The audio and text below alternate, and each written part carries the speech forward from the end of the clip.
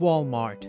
Walmart is the largest company in the world in terms of revenue. If you don't know how significant that is, here is a fact for you. If Walmart was a country, it would be among the richest 30 in the world. A company that started as a small-town store made its founder Sam Walton the richest man in the United States. Sam Walton himself had a great journey from Missouri to Arkansas, one that is worth taking a look at. So, shall we? Sam Walton was born to Thomas Walton and Nancy Lee in Oklahoma in 1918. While the family initially lived on a farm, they weren't able to sustain themselves in this way, so they moved to Missouri with Sam's father working in farm mortgaging. As Sam grew up, he took part in a variety of activities, excelling in all that he did. As the year went on and the Great Depression hit, his family was not as severely impacted thanks to his father, who believed in maintaining healthy savings in case of emergencies. Sam started helping out financially by taking on some odd jobs. He had a paper route, sold magazine subscriptions, milked the cow, stored the surplus on the farm, and delivered it to customers. All this helped him realize the importance of being givers rather than takers. When he graduated from school, he was voted most versatile boy. Feeling inadequate yet?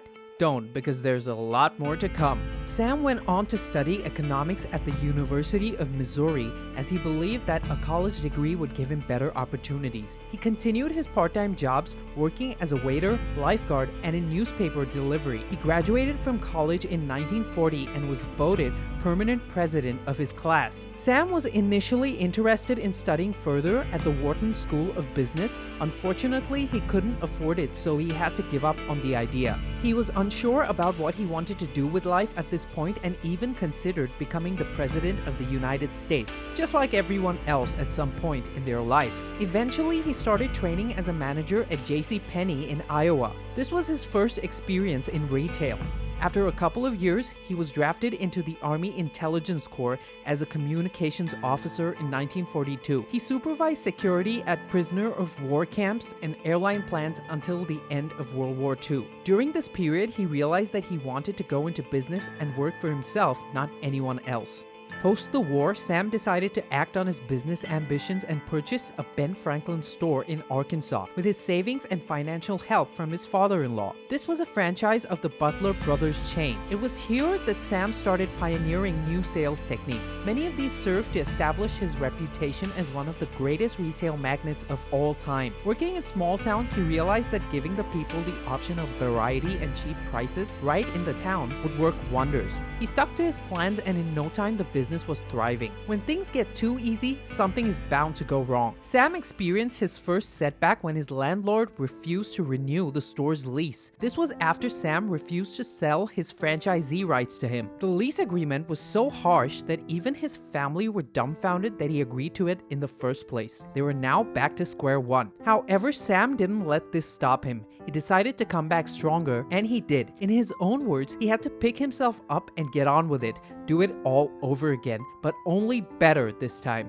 The family relocated to Bentonville, and Sam established a store there. After a few years, Sam had an idea, one that would get him bigger profits. He took this idea up with the Butler brothers, who were not too impressed with his proposal. Sam knew that his idea could make it big and that it deserved a shot, and so without any backing, he decided to go for it on his own. In this way, the first Walmart was established in Rogers, Arkansas in 1962, although it was called Walmart Discount City then. He had planned to introduce the penetration pricing method in small towns. With this, prices are cut drastically in comparison to competitors, thus gaining profits from the volume of sales due to increasing market share. This practice wasn't new, but it was limited to big cities, and discounts there applied to only discount specialty items. Sam wanted to build stores that discounted everything they stocked, and he desired to place them specifically in small towns. The idea was a success from the beginning, which is not surprising.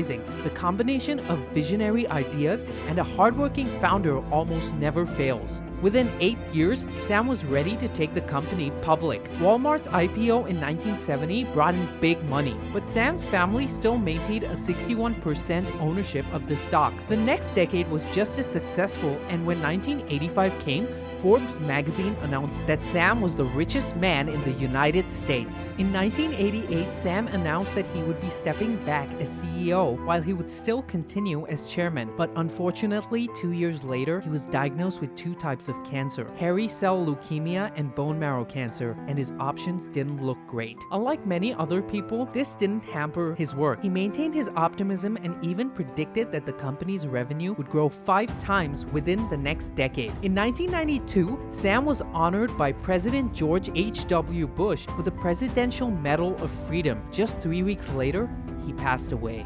Till the end of his life, Sam remained an immensely humble human being. His simplicity was one of his best appreciated characteristics. He lived in the same house since 1959 and chose to avoid a life of luxury. The declaration about him being the richest man was irrelevant to him, and he maintained that it just made his life more complex and difficult. Sam was one of, if not the biggest innovators the retail industry has seen. His tendency to put the customer at the forefront was critical in Walmart's success. According to him, the customer was the only boss who could fire anyone at any level in the company by just choosing to spend money elsewhere. He was extremely devoted to his business, if you haven't realized already, and he always wanted to exceed the expectations of customers. He was always looking to go where others haven't gone, and he expected the same dedication from his employees. He made frequent visits to stores all over the country, and whenever he liked something from a particular store, he encouraged other stores to follow it. Sam also laid the foundation for a great working environment at Walmart. Thanks to his belief that individuals don't win,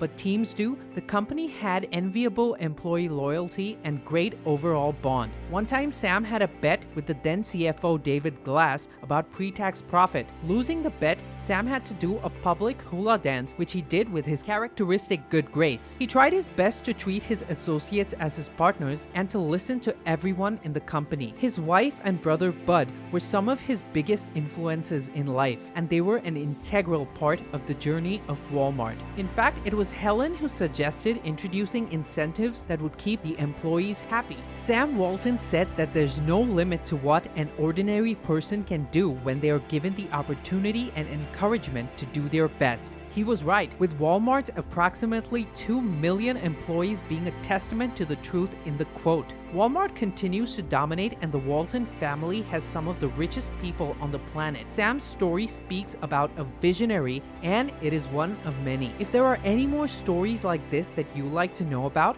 let us know in the comments below.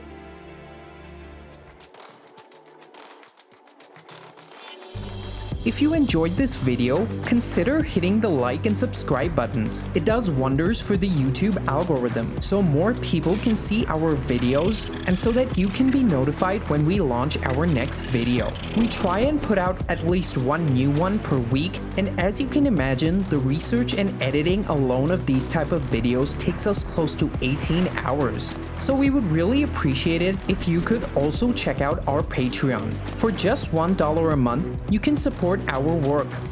We produce over 12 videos per month, so that is literally 8 cents per video.